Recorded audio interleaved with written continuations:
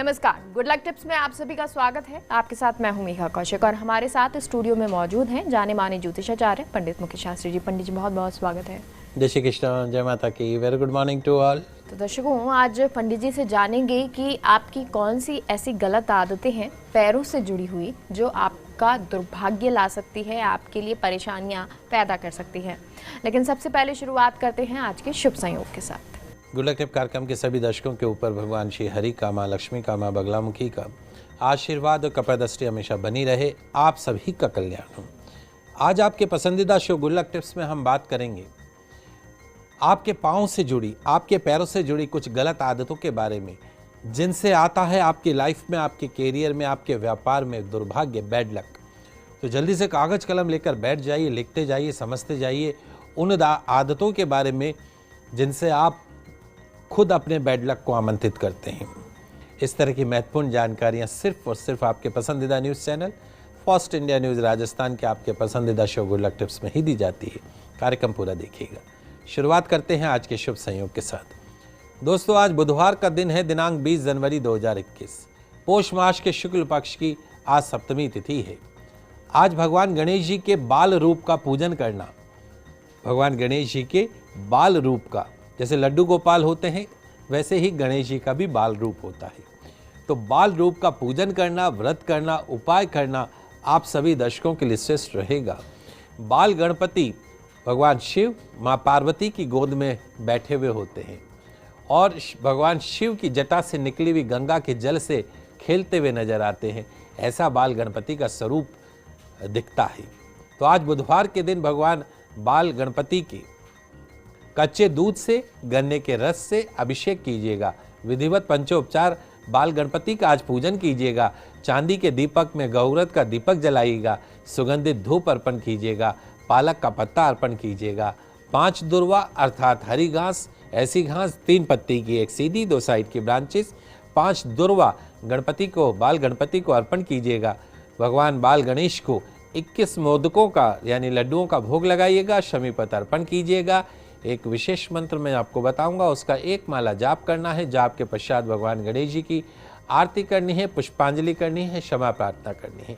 पूजन जो मंत्र रहेगा, ओम श्री बाल गणेशाय नमः, ओम श्री बाल गणेशाय नमः, ओम श्री बाल गणेशाय नमः, ओम श्री बाल गणेशाय नमः। तो जो भी भक्त आज नाना प्रकार के उपचारों के साथ भगवान बाल गणेश का पूजन अर्चन करेंगे, उनके जीवन में हर प्रकार की शुभता रहेगी। मिलेगा पूर्ण संतान सुख, दूर होगी संतान से संबंधित हर चिंता, हर फिक्र।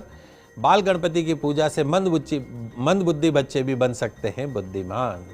जी पंडित जी, और अब क्योंकि आप ऐसी आदतों के बारे में आज विशेष चर्चा करने वाले हैं जो हमारे लिए दुर्भाग्य लेके आती हैं, तो जानना चाहेंगे पैरों से जुड़ी हुई ऐसी कौन सी आदतें हैं जो हमें ध्यान रखनी चाहिए, नहीं करनी चाहिए। जी बिल्कुल, महत्वपूर्ण आज जानकारी इस कार्यक्रम के माध्यम से हम लोग आपको देना चाह रहे हैं। आपकी लाइफ, आपके जीवन में कुछ काम ऐसे होते हैं जिन्हें पाँव से कभी नहीं करना चाहिए, अन्यथा आपका हमारा बुरा दौर शुरू हो जाता है। ज्योतिष की शाखा सामुद्रिक शास्त्र में इन सब चीज़ों को बताया गया है।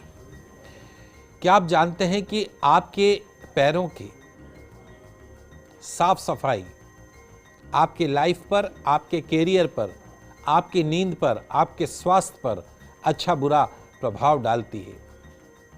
क्या आप जानते हैं कि आपके पाँव से, आपके पैरों से भाग्य या फिर दुर्भाग्य आपकी लाइफ में, आपके कैरियर में, आपके जीवन के अंदर प्रवेश करता है? क्या आपके पाँव हमेशा गंदे रहते हैं? क्या आप जानते हैं कि आपकी फटी हुई एड़ियाँ भी लाती हैं दुर्भाग्य? क्या आप पाँव को घसीट कर चलते हैं?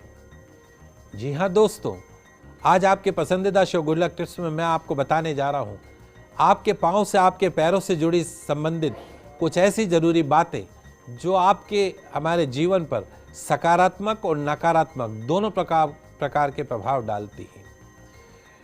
शुरुआत करते हैं। दोस्तों, पाँव की सफाई पर हम लोगों को हर वक्त खास रूप से ध्यान देना चाहिए, जो कि आप में और हम में से बहुत से लोग भूल जाते हैं। आइए शुरुआत करते हैं। घर से बाहर से जब भी घर में प्रवेश करें, घर से बाहर से जब भी आप घर में प्रवेश करें तो सबसे पहले अपने जूते, अपने मोजे या फिर चप्पल आदि निकाल कर सबसे पहला काम अपने पाँव को धोना है। ऐसा करने से घर में प्रवेश करने वाली समस्त नकारात्मक ऊर्जा समाप्त हो जाती है और ऐसे व्यक्ति जो घर में हमेशा पाँव को धोकर प्रवेश करते हों वो हमेशा सुखी रहता है, उसके जीवन में प्रसन्नता हमेशा बनी रहती है। कभी भी गंदे पाँव के साथ घर में प्रवेश नहीं करना चाहिए। तो सड़क की और बाहर की जितनी नेगेटिविटी है वो आपके पाँव के माध्यम से आपके घर के अंदर, आपके व्यापार के अंदर प्रवेश कर जाती है। सुखी जीवन व्यतीत करने के लिए घर के अंदर जब भी आप पूजा करने जाएं या फिर मंदिर में प्रवेश करें तो मंदिर में प्रवेश करने से पहले घर में अपने पूजा के कमरे में पूजा करने बैठने से पहले अपने चरण अर्थात अपने पांव अवश्य धोएं। पांव धोने के पश्चात ही मंदिर में प्रवेश करना चाहिए।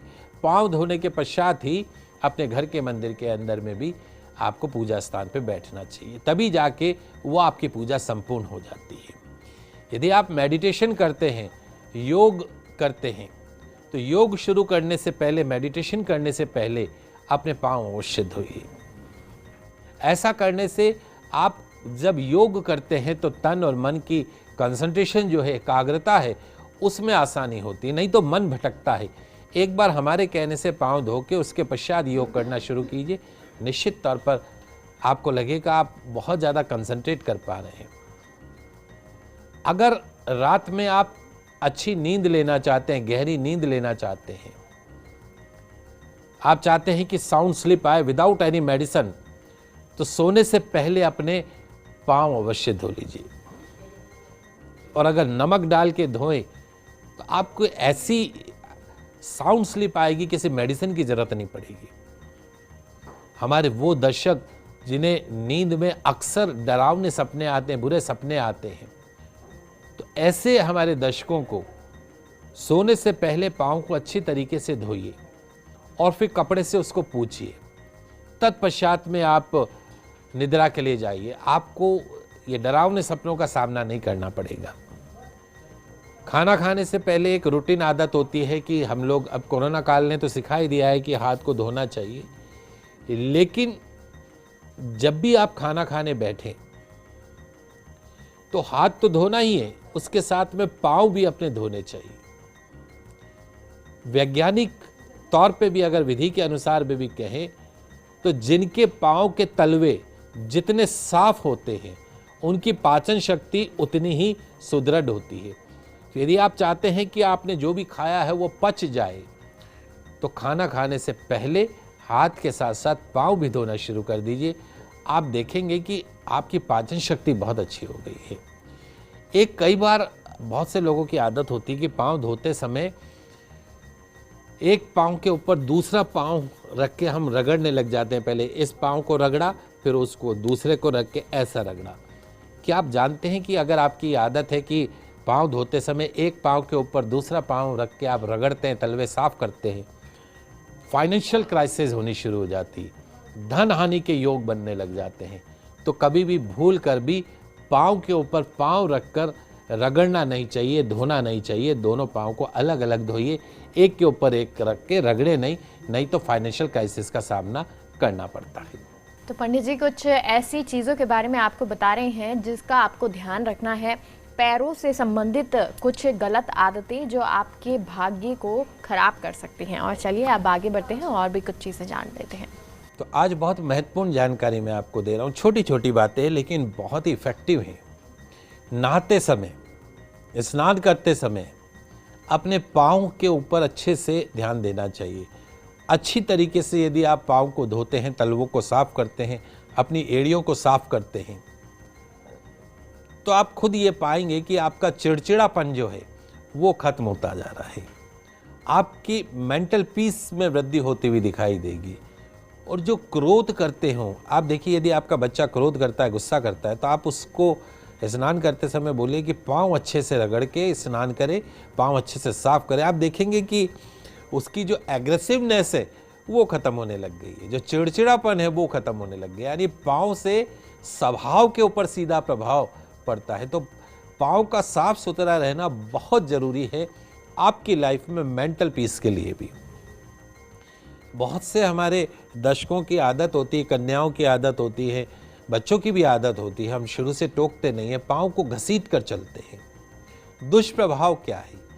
जो व्यक्ति पाँव घसीट कर चलते हों, ऐसे लोग जो पाँव को घसीट कर चलते हों, पाँव को उठा के नहीं चलते हों, उनके जीवन में अनेक प्रकार की शारीरिक, मानसिक और आर्थिक परेशानियां आती हैं।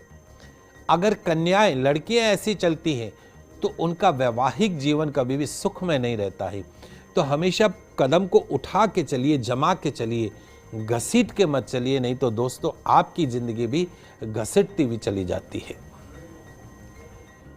ऐसे लोग जो पांव घसीट कर चलते हैं, दरिद्रता पीछा नहीं छोड़ती है। अगली जो आदत है, बहुत से लोगों में देखी होगी, बैठे बैठे पांव हिलाना, बहुत ज्यादा पांव हिलाते हैं। तो पांव हिलाने का दुष्प्रभाव क्या है वो भी समझा देता हूं। आप में से, हम में से कई लोग ऐसे होंगे जिनकी आदत होती है कि हम जब कहीं भी बैठे होते हैं तो अपने आप बैठे बैठे जो है वो पांव हिलाने लग जाते हैं, पांव हिलाते रहते हैं। बैठे बैठे पांव हिलाने से, पैर हिलाने से धन की देवी माँ लक्ष्मी रूठ जाती है और पैर हिलाने से धन का नाश होता है, धन की देवी माँ लक्ष्मी की कृपा प्राप्त नहीं होती है। शास्त्रों में पांव हिलाना बड़ा अशुभ कर्म माना गया है। स्वास्थ्य की दृष्टि से देखें तो ये जो आदत है यह हानिकारक है। बैठे बैठे पांव हिलाने से जोड़ों के दर्द की समस्या होती है, नसों की समस्या शुरू होने लग जाती है, पैरों की नसों पर विपरीत प्रभाव पड़ता है, पाँव में दर्द हो सकता है, बुरा प्रभाव हृदय पे भी पड़ सकता है, जीवन के अंदर बाधाओं का सामना करना पड़ता है, पाँव की नसों को, जोड़ों के दर्द की, पेट की बीमारी का सामना करना पड़ता है। गुड लक भी बैड लक के अंदर कन्वर्ट हो जाता है बैठे बैठे पाँव हिलाए तो। फटी हुई एड़ियाँ लाती है जीवन में बैड लक। जिन पुरुषों की एड़ियाँ फटी हुई हों उन्हें गंभीर बीमारियों से पीड़ित होना पड़ता है, जीवन भर फाइनेंशियल क्राइसिस का सामना करना पड़ता है। जिन महिलाओं की एड़ियाँ फटी हों उस घर में माँ लक्ष्मी हमेशा रूठी हुई रहती है, घर में दुर्भाग्य, दरिद्रता का वास बना रहता है। तो पंडित जी ने ये कुछ चीज़ें आपको बताई जिनका आपको ध्यान रखना है, जिससे आपका दुर्भाग्य नहीं आएगा, आपका जो बैड लक है वो गुड लक में बदल जाएगा। बहुत बहुत शुक्रिया पंडित जी जानकारी के लिए। आप सभी दर्शकों का आज का दिन मंगलमय हो, शुभ हो। जय श्री कृष्णा, जय माता की, जय श्री। तो दर्शकों, फिलहाल यहाँ रुकते हैं एक छोटे से ब्रेक के लिए। आप कहीं मत जाइए, जल्द लौटते हैं।